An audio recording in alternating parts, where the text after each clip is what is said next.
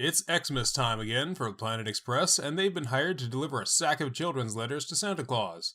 As they fly to meet the murderous robot in his death fortress on Neptune, they take the liberty of reading a few of the letters. Seeing so many children beg for Santa to refrain from his usual havoc awakens something in Fry, and he declares that they will stop Santa Claus and return Xmas to the way it used to be, a holiday that brings people together. When the crew arrives, they enlist the aid of a pair of Neptunian elves to sneak into Santa's fortress and take him out. Unfortunately, their plan fails, and Santa chases them outside with a rocket launcher. As our heroes take off to escape in their ship, Santa manages to grab it and stop them, but the heat from the engines melts the ice under his feet, causing him to sink. When the engine switches off, the cold Neptunian air immediately refreezes the ice, and Santa Claus is trapped. Seizing the opportunity, Fry and Leela quickly make Bender into the new Santa Claus and reopen the toy factory, where the elves are thrilled to be making toys again. With only a few hours until Christmas Eve, they're short on time if they want to save the holiday and give everyone on Earth the first truly nice Xmas of their lives. Unfortunately, it doesn't go well. As Bender is delivering his toys, he's caught by the police who mistake him for the evil Santa Claus. He is convicted on charges of crimes against humanity and sentenced to death. Fry and Leela rush back to Neptune to retrieve Santa Claus and prove Bender's innocence. They carve him out of the ground in a large block of ice, but he manages to break free and escape. Fry and Leela return to Earth, determined to find another way to save Bender, not realizing that Santa has stowed away on board. The Planet Express crew try once more to save Bender by interrupting his execution, each of them claiming to be the real Santa Claus. But as none of them are robots, the lies see through immediately and Bender is doomed. But just then, the real robot Santa bursts through the wall and frees Bender. There is so little time left in Xmas, and he needs to complete his annual rampage. And so Santa Claus and Bender fly around New York, causing chaos and devastation in their wake. As the Planet Express crew all huddle together in terror, Fry has a realization. Even if it is out of fear, Xmas is still, in some strange way, a holiday that brings people together. Welcome to Space Podcast 3000, where the future is in the past.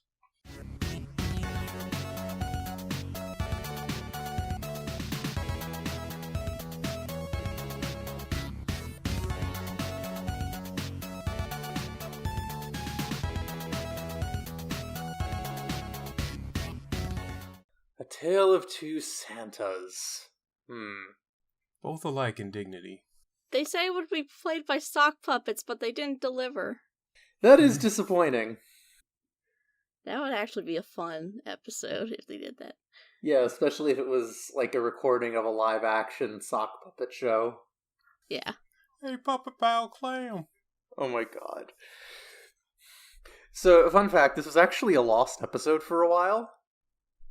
Yeah, due to the violence of the final scene as Bender and Santa are going on their rampage through New York, Fox decided it wasn't appropriate for its time slot, and they delayed airing it for an entire year. What year was it supposed to originally air? I'll have to look it up. I just remember hearing about this once. It doesn't really make a whole lot of sense to me, because it's not like it's any more violent than some other episodes. If my math is correct, this probably would have been around 2002. Okay, so it was supposed to air in 2000, but it didn't air until December 2001. Yeah, that's like right after 9/11, and they are kind of flying around New York killing people. Yeah, that's not great. Which is odd, because if it was delayed to December 2001, then that would have still been after the event, so... Well, it was Season 3, Episode 3 in production order, but it didn't air until very close to the end of the season.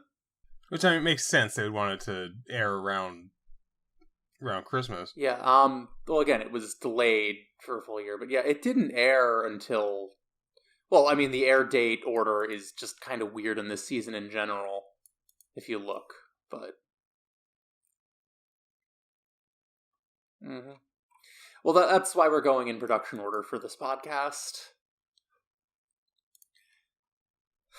But anyway, to go to the episode itself, of course this is obviously inspired by that whole Santa is incapacitated, so the protagonists have to save Christmas episode that seemingly every cartoon does.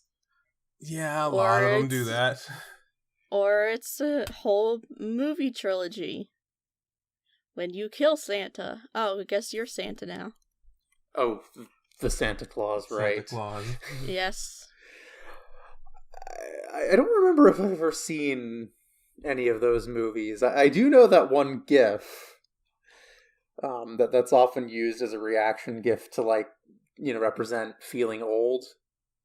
Yeah, that one. It's a fine enough movie. I mean, Tim Allen is a good enough protagonist for the setting. He's obviously enjoys playing the character that makes other people happy. Mm. So it's a decent enough movie. I mean, the trilogy is really just, you only really not kind of need to see the first one. The other ones are just kind of, well, we had a good movie, we might as well continue the story. But unless you're like really invested in the continuing plot, the other sequels are really not worth seeing. But I mean, isn't that the case for most movie sequels? True, but I mean, True. the first movie I say is cute enough. Some movies, the sequels are better. That's true. DreamWorks has a habit of doing that, where the sequel is the first sequel is usually the best one. Yeah, honestly, I would argue that, like, Shrek 2 is better than the first one. Kung Fu Panda 2 is also really good. Oh, yeah. I mean, God. all the Kung Fu Pandas are pretty good.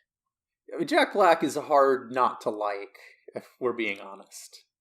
Yeah, he's very charismatic as an actor and as a person. He just seems like a decent dude. Anyway, so let's get to the episode itself. So why does Hermes board up the TV? What does that accomplish? He's trying to stop the Rain Girl. Gotta stop the radio waves. I mean, at the very least, I do like the professor's Christmas lights spelling out "trespassers will be shot." That's pretty funny. I like the continuity here that Santa's workshop is on Neptune, and all of them look like elves are because he's a Neptunian. Yeah, the Neptunian elves. It's a nice touch. Although I have a question. Why are all of the tiny Neptunian quote-unquote elves holding hands? Like, is that a reference to something? Yeah, I don't know why they're all just in pairs. TZ, do you know? I don't know. I've got no idea.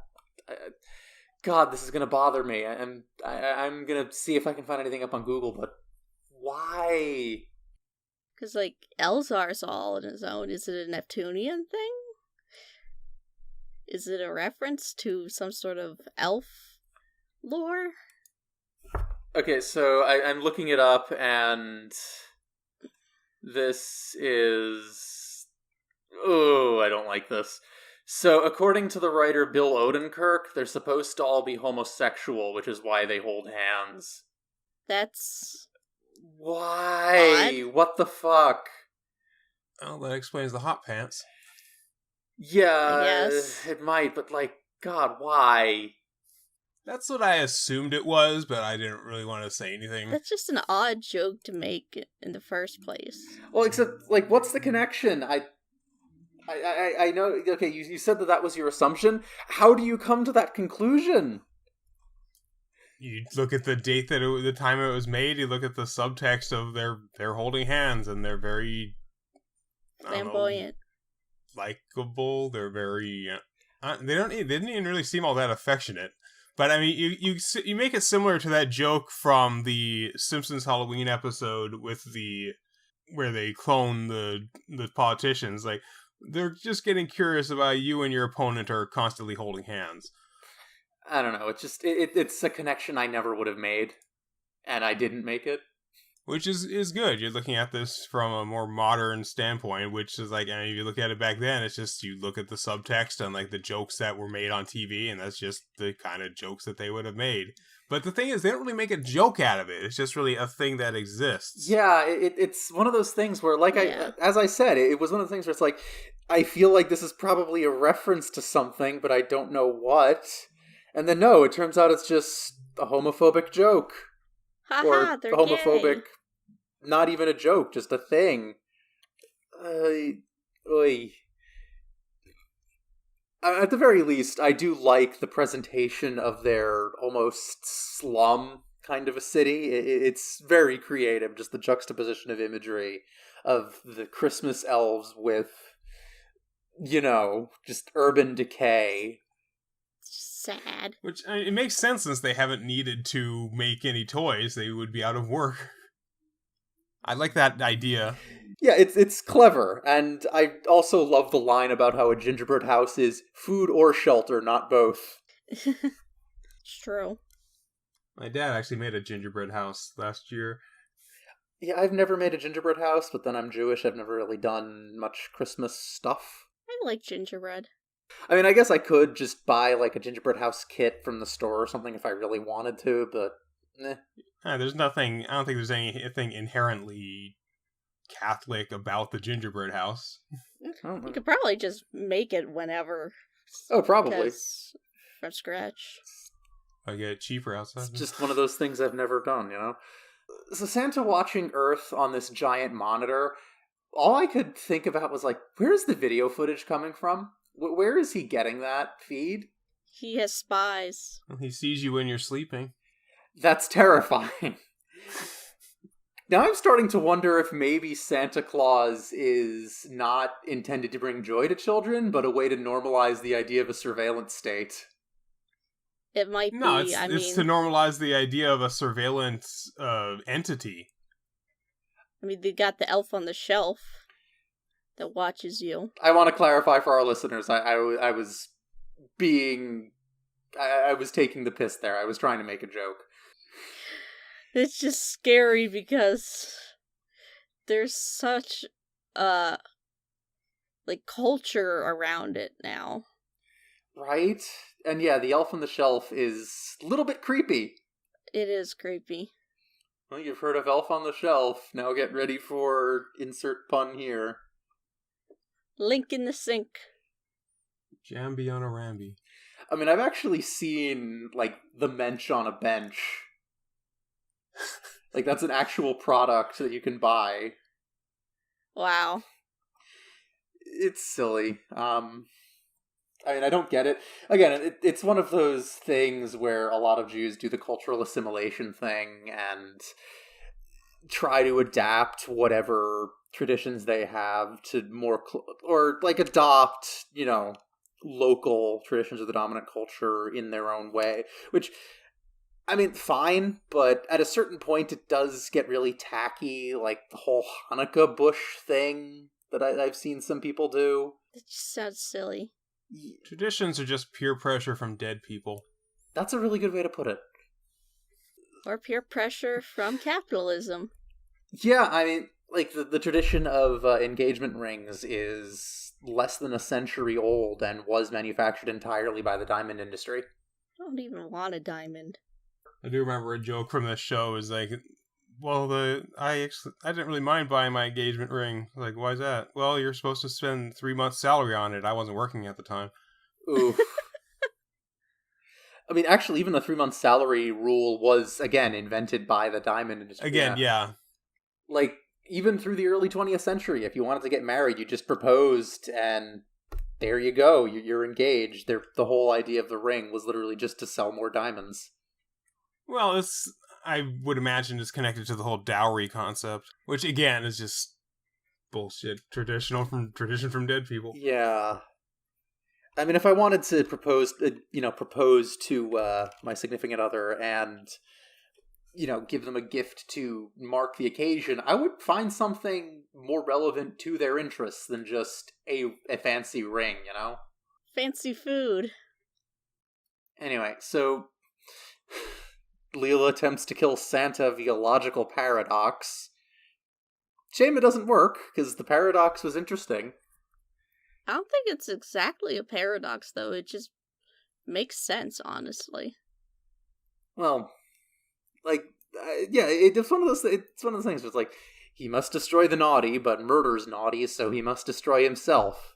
Yeah, I mean, it's a paradox to Santa, but to anyone else. Your logic can't work on me. He was built with paradox-absorbent crumple zones, apparently. Those sound tasty. So those zones break instead of him. Well, I mean, that's what crumple zones are. Honestly, this whole episode, it really was not grabbing me. I think this is probably one of the weaker episodes that we've seen this season. Really? Because I enjoyed it. It was fine enough, but especially compared to the previous weeks, is something like Parasite's Lost. Yeah, Parasite's Lost is definitely better than this. We can agree on. Yeah, this one's kind of just like a fun ride. It's not anything exceptional. Yeah, it's not something you want to think about too deeply. In my experience, lost episodes tend to be not particularly big, like not particularly one of the stronger episodes, probably because the fact that they allowed it to be lost. You don't, like, if you were really, really passionate about a particular episode, like that you were responsible for writing or taking charge of, or there's something that was really, really good in the episode that you would fight to make sure this made it on the air, they would be more willing to, like, fight to get this thing to prevent it from being lost or postponed or anything like that.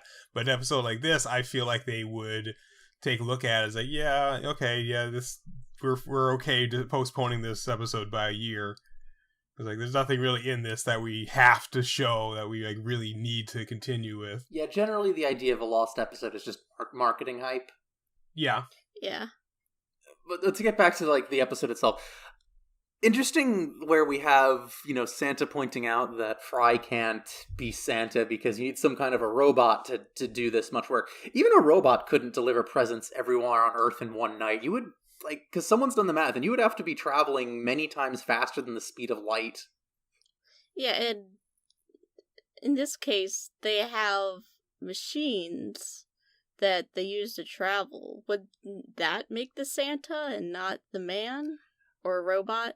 I don't know. But now I'm imagining, like, an army of Santas, to get it done. Yeah, there's like hundreds of Santas all, traveling at high speed to get it done. Or, hell, maybe Santa has a teleporter or something. Like, because there's no way to actually do it. Also, this brings up with Santa saying, Bender can't be Santa because he's not made for it. Bender saying, oh, he wasn't made to steal, but we've seen, like, back and forth whether our bending units made for thievery or not. Yeah, it's like a continuity issue. Well, it's one of those things where they just go with whatever is funnier for the scene. True. Yeah, because, like, anytime Bender tells people what he's made out of, he's up to, like, 200% different materials now. Yeah. I'm 80% Dolomite. I will say, there were some really good jokes in this episode. Like, the machines in the Elves Toy Factory has the speed settings of slow, fast, and Lucy. Yes, that was cute. I like that, but they didn't really continue with the joke. They didn't have anything going especially fast on the conveyor belts. I mean, yeah, they sped up, but there wasn't anything up to comic speed. Yeah, nothing where you have to grab pieces of candy and shove them into your mouth. Yeah, I think that was just a cute little shout out as opposed to a bigger gag. Yeah, it's a reference. The song is also pretty fun, although I like the song. Yeah, the song is nice. Although I feel gross just saying this, but I think Family Guy did the cynical parody Christmas Elves song better. Christmas Time is Killing Us? Yeah, that is, like, just as a song, that one I think is better. Which, honestly, saying that Family Guy did something better than a Matt Groening show really does make me feel dirty. Because I fucking hate Family Guy. But, well, I gotta be honest. Family Guy stands on the shoulders of what Futurama managed to achieve. It's not even just that, I just think it's extremely mean-spirited and awful. And also just not funny. But that's... The point is, it's one of those cases where it's weird, but yeah, they did it better. Yeah, I think part of it is this is only one part of the Christmas cynicism as opposed to all of it. True. It's just specifically the overworking. I mean, this is definitely also cynical, but this one is presented in much more of a, well, we're happy to be working despite all of this kind of a way, as opposed to Family Guy's, which was just miserable. So we also see Kwanzaa in this episode, and that's interesting. Kwanzaa and the Hanukkah zombie. Well, we don't see the Hanukkah zombie. We know of him. Why a zombie? I don't know. Jesus zombie would be more reasonable, but I guess they don't want to go to that why point. Hanukkah zombie? Why not have, like, Dreideltron or something? I don't know. Because 2 robots is enough, I guess. Fair enough. Somehow the embalming fluid lasted for 8 days. Damn it, TZ. Although, did you notice that Kwanzaa What the Hell is Kwanzaa book has Kwanzaa misspelled in the title? I did not. Yeah, the second Kwanzaa has 3 A's in it, and there's only 2 there. I find that makes it doubly funny, because, like, what the hell is Kwanzaa with only 2 A's? Because that's not a thing. It feels a bit sad that, everyone's like, oh, what is Kwanzaa? I feel like, people should know more about what it is. Especially 1,000 years from now, when it will have been around for a much longer period of time. And he's been doing it for the last 600 of those. I think part of the problem is Kwanzaa is a very young holiday that isn't too widely celebrated, so, people just aren't as familiar with it. True. But yeah, you would hope by the year 3000, people would actually know what the heck is up with Kwanzaa. Yeah, I only have a general vague idea of what it is. So, should we talk about the courtroom scene? Sure. Why not? I mean, it's kind of hard to, have a Christmas episode with a courtroom scene and not think of Miracle on 34th Street. Right. Even though this has nothing to do with that. But, I mean, I guess they are trying him for being Santa Claus, so maybe it's more relevant than you would think. So he needs to prove he's not Santa Claus, whereas in Miracle on 34th needs to prove he is. Although what really catches my attention is the judge mentioning that he has a ham dinner with mayonnaise waiting for him, and so ham dinner implies, like, a roasted hot ham, right? Right. With mayonnaise? Ew. You put it on a sandwich. Yes. If it's like deli cold-cut gross. ham on a sandwich with mayonnaise, that's perfect and fine and good, and yes, I will eat that. But mayonnaise with hot ham? It's just a waste of ham. Yeah, it just seems wrong. Like, maybe if it's a fancier aioli or something with spices that are made specifically to go with the ham? Yeah, but also, like, if you're cooking the ham properly, it should be moist enough on its own that you don't need a sauce. I have never had a good enough ham. I mean, because, like, that's the thing about cooking meats. If you do your job right, you shouldn't necessarily need a sauce. It should be moist enough on its own. Otherwise, you've overdone it. Although, a tip for your Christmas turkeys, if you roast the turkey upside down, then you end up with much less dry breasts. Yeah, I've heard that one. Makes sense. So, yeah, Bender is sentenced to robot death row. There's a couple of jokes in this scene that I wanted to point out. First, one of the robots in the cells is labeled Homicidal ENIAC, which is a cute little touch. That might be obscure history. No, I know what that is. ENIAC was the first fully electronic computer ever built back in, I think, 1945? Yeah. Around that time, yeah. Like mid-40s. It's a nice little bit of wordplay. And also there's the Robot Devil cameo here. What's he doing in jail? I guess they finally caught him. I don't think you need much of a reason to put the Robot Devil in jail. He's the devil, yeah. Although his voice sounded weird. Like, it didn't sound like the Robot Devil. Maybe it was just a one-off actor for this episode since it's just a cameo. Yeah, well, it might have just been... Well, who voiced the Robot Devil in the other episodes? Was it one of the main cast? It was Dan Castellaneta, and I'm just looking it up. Apparently, he was busy with The Simpsons, so they instead had Maurice LaMarche do it this episode. Okay, so yeah, that makes sense. Huh. Also, Robot Santa has a different voice actor in this episode. They couldn't get John Goodman back. Really? Yeah. Well, whoever did it this time still did a good job. Okay, so the reason I didn't realize... So, it was only John Goodman in his first appearance, and John DiMaggio did it consistently from here on.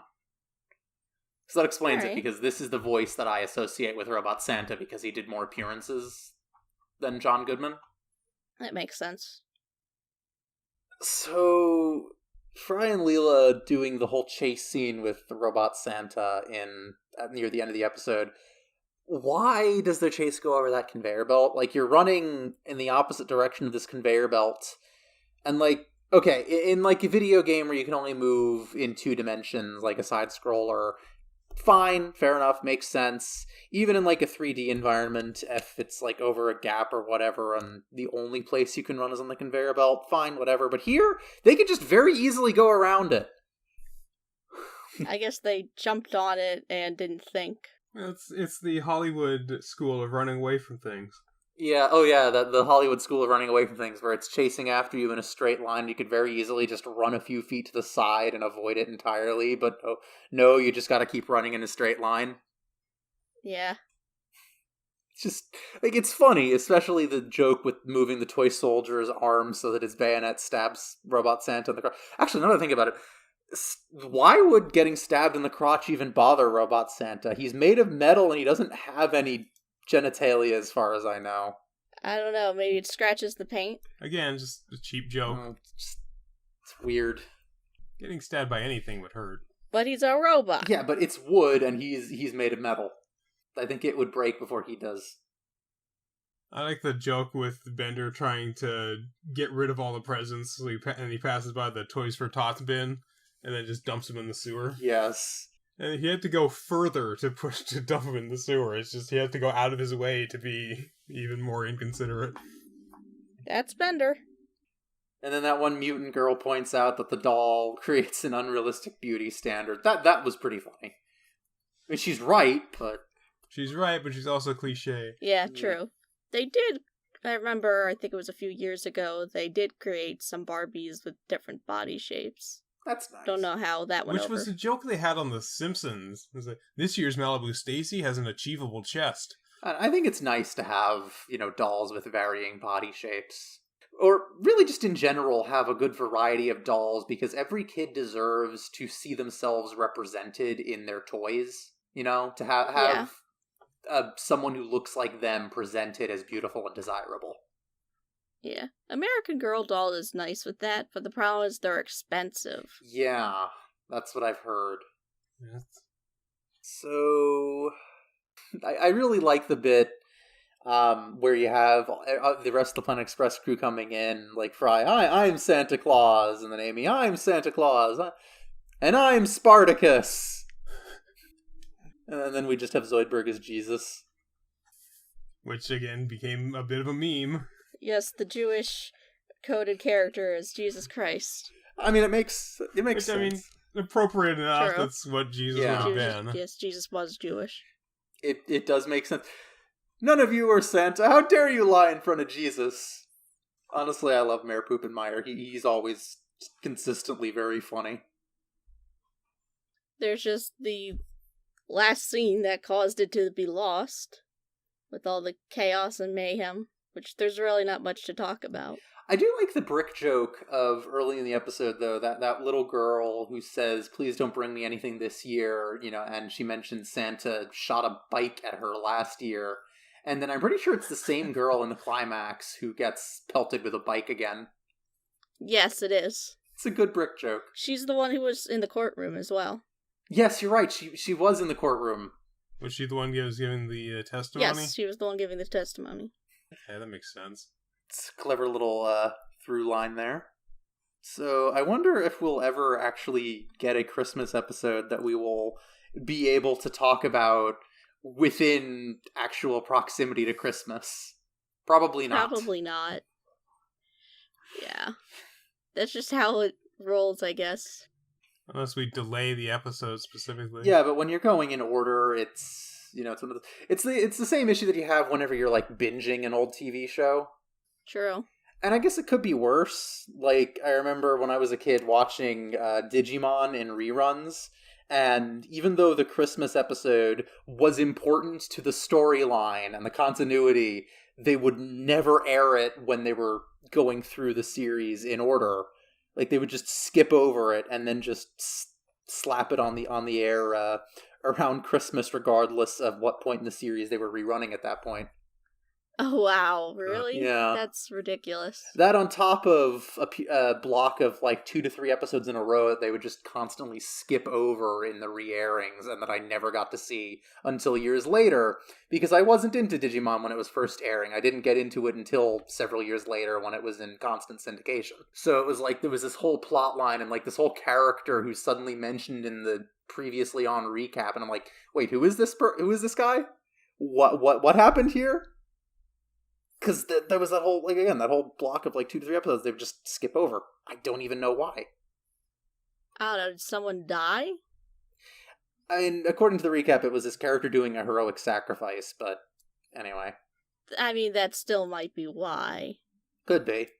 You know how, especially, when coming over to the US, a lot of shows got, censored and changed. I mean, it's not the only example that I know of where a holiday episode would only be aired around that holiday, regardless of continuity. It's just the first one that came to mind for me because it was one that really frustrated me as a kid. But makes sense. Now you have like you're binging a series on Netflix and you reach the Christmas episode and you're watching it in like June. Yes, it's.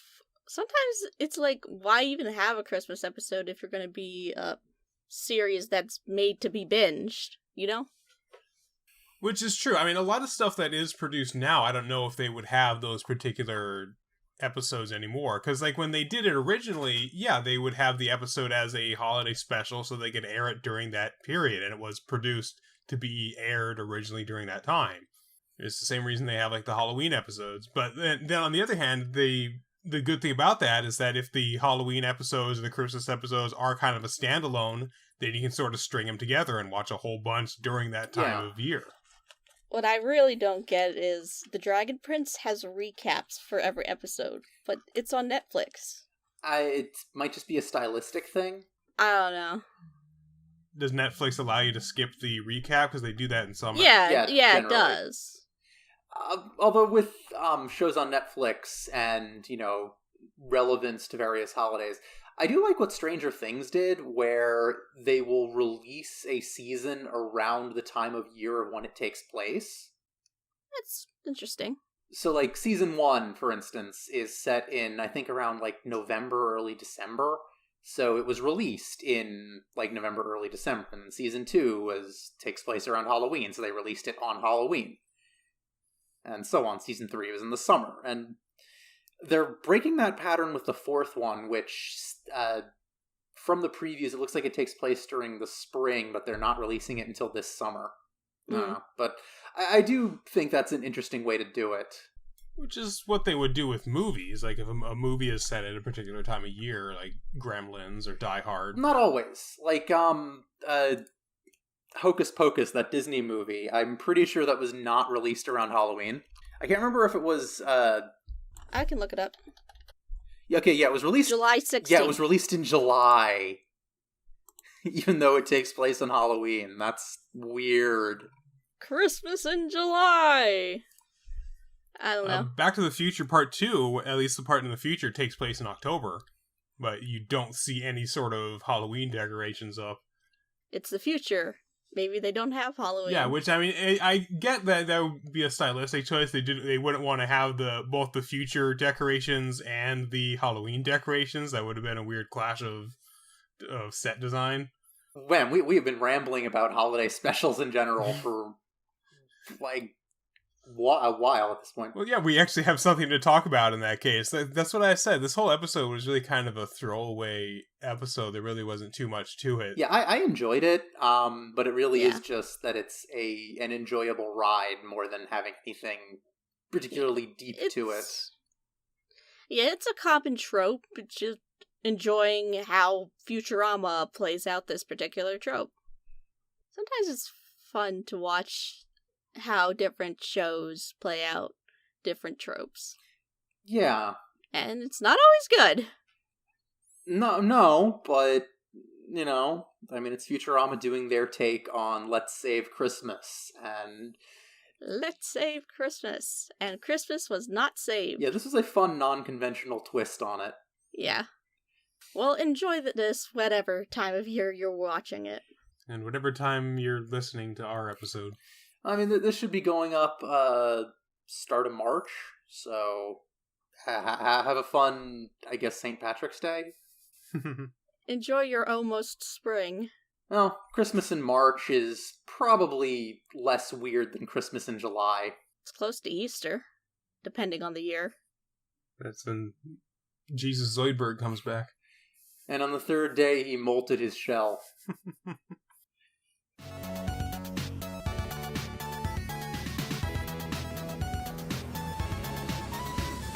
Thank you for listening to Space Podcast 3000. Your three voices of the future are Nova Altman, Doug Hancox, and Eden Valerie. The theme music is Voxel Revolution by Kevin MacLeod. You can support the show and listen to new episodes a full week early at patreon.com/spacepod3k. Follow us on Twitter at spacepod3k. Be sure to join us next time as the Planet Express crew explore Fry's past in The Luck of the Fryrish.